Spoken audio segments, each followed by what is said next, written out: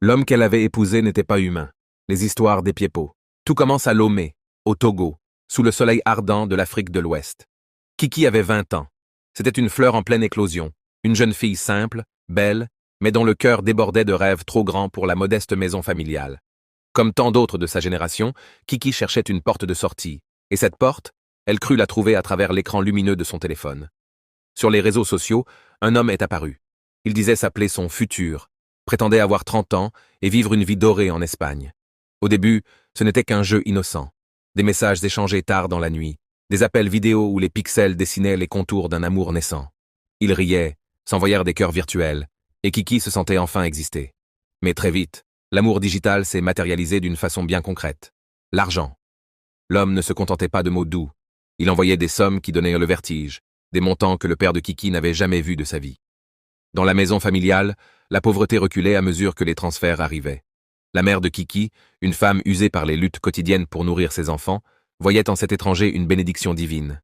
« Ma fille, disait-elle avec un sourire avide, tu as trouvé un vrai mari. Tiens-le bien, ne le lâche pas. » Pour Kiki, c'était la confirmation qu'elle attendait. Elle était l'élue. Elle loua un appartement luxueux à Beapota, sur ordre de son fiancé, préparant son arrivée triomphale. Elle ne savait pas encore qu'elle construisait le décor de sa propre tragédie. Le jour tant attendu arriva enfin. Kiki s'était préparée comme une reine prête à recevoir sa couronne. Vêtue de ses plus beaux habits, parfumée et rayonnante, elle se rendit à l'aéroport international Gnassingbé Eyadema.